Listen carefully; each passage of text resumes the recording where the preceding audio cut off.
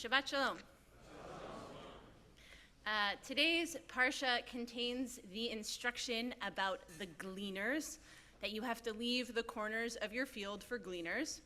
And I absolutely love the Torah about gleaners, probably, if I'm honest, because it's my dad's favorite part of the Torah, but also because it is a part of the Torah that is instruction of a very specific kind of generosity and compassion. You're going to harvest from your field, but you're going to leave the things you drop, the things you don't notice, and the corners for someone else who needs them. And I'm going to try this morning to figure out what that means for us today, when I would fancy a guess that most of you are not farmers. But what is the Torah of Gleaners going to teach us today? And I'm going to hazard a theory that it is important not to do anything too thoroughly. Now, what does that mean? It doesn't mean don't do it well, but sometimes there's a way in which we really drive forward full speed and lose some of the value of what we're doing. So sometimes that can be in an over-efficiency of activity. We invented Zoom. Now you have no commute, but you also don't meet anybody in person.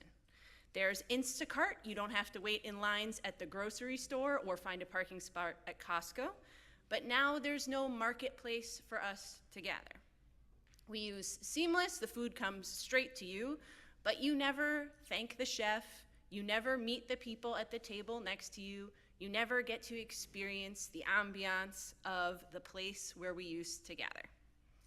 So sometimes we think life is about solving problems or achieving victories, getting things done.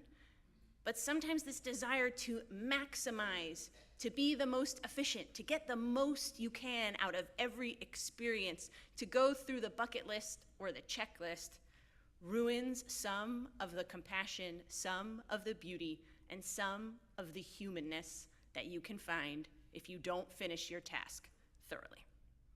Now, you can imagine this in business. Now, note, I'm a rabbi, I'm not a business person, so take everything I say on this with a grain of salt. You might be like, this is totally wrong.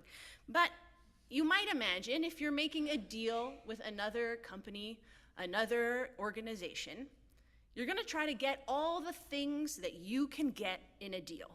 Leave nothing on the table. You want to get all of the good for yourself. If you did a good job, you got all of the assets. Nothing is lying to waste. Or, more relevant to me, you could maybe have charged more for the thing that you made. Or you could have gotten more for the house that you sold, but you didn't time it perfectly in the market. Each of us may have these stories we carry around where you could have reaped more from your field. You could have milked it for a little bit more value or profit or experience or accomplishment. In our culture and in our world, I think we're raised in a way where we think every value needs to be extracted. One of my dearest friends has clothes she doesn't wear, and she feels the need to resell them rather than donate them, or she's wasted all of her family's resources in buying new things. Maybe you think you could have gotten paid for the last job you had, but maybe you got paid enough.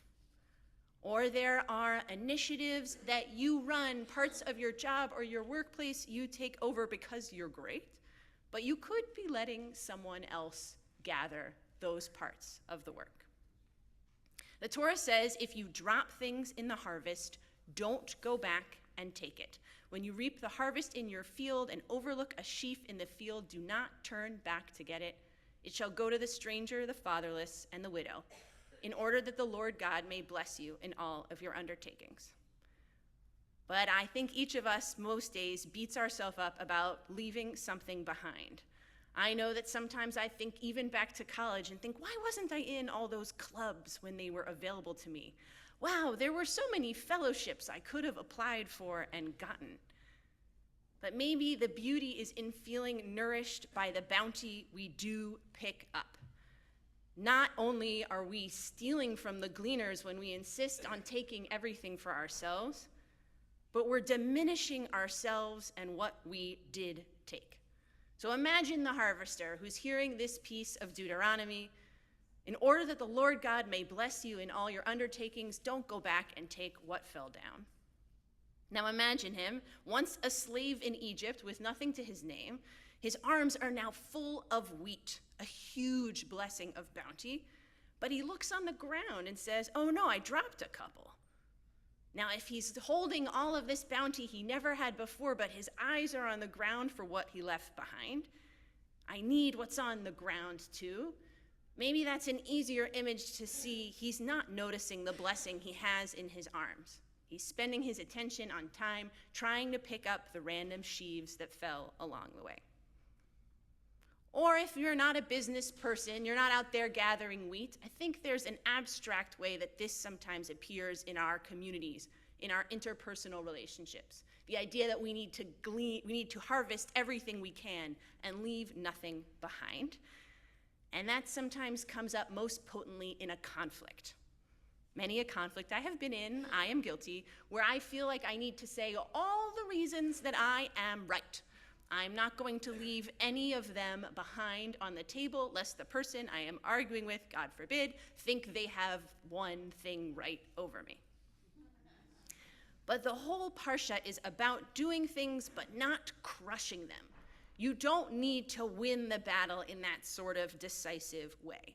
You can still leave things on the table. Pick up the important parts of an argument, pick up what matters for you in a relationship, and let the things that are falling go. I don't need to win every little last sheaf from you. Now, it's abstract, it's a metaphor, from you in the argument to feel like I have probably made a harvest. And the Torah goes on to say, now it's repetitive here, so I'm being repetitive now, don't gather all the wheat, don't go back and take it. And also, when you take the fruit of your olive trees, don't go over them again. When you gather the grapes of your vineyard, don't pick them again. Over and over again, don't keep going back. And when it comes to the olive tree, the Hebrew is a little bit strange. Lo tifa'er acharecha. Now I said don't go back and pick it up, but tifa'er, like tiferet, might have some resonance of beauty. And so some rabbis teach, what does it mean you're not supposed to take every last thing that's left, leave it for the gleaners? It means don't take the beauty away from the tree. There may be something there for you to take, there may be what to gather, but if you insist on taking it all for yourself, you're going to end up with a scraggly, sad little olive tree that won't bloom, that won't give the same fruit in the next year and the years to come. So if you feel that there are things in your life you haven't yet harvested all of it, maybe you redirect your attention from what fell to the floor to the bounty in your hands. If there are arguments you're having with others you feel like you need to decisively win on every point, maybe you take the victories and you leave the relationship flourishing. And as we move through nature into this fall season, when you're out there in the world, maybe picking figs from my fig tree or gathering the things that you see around you, take only what you need and leave the rest behind so that the trees and your community can flourish.